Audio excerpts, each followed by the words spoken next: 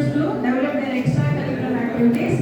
அதில் ஒன்று வந்து entrepreneurship club ஒன்று இருக்கணும். It's a mandate.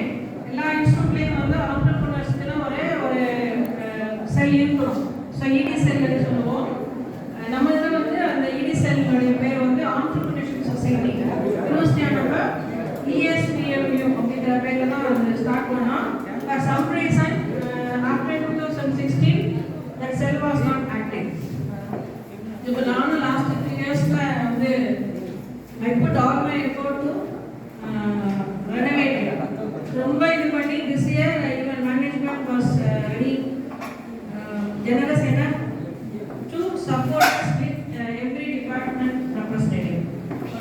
கிட்டத்தட்ட ஒரு 19 டிபார்ட்மெண்ட்ஸ் இருக்கு. எல்லாத்துலேயுமே ஒரு ஃபேக்கல்டி கோஆர்டினேட்டர் பைலிஸ் இருப்பாங்க. ஃபார் யுவர் டிபார்ட்மெண்ட் வசந்தவே இந்த எல்லாமே இப்போ எப்படி நம்ம டிபார்ட்மெண்ட் அதனால நம்ம என்ன கொஞ்சம் ஃப்ரீயாக பேசலாம். ஸோ டாக்டர் வசந்தவே is the department coordinator for ED sell.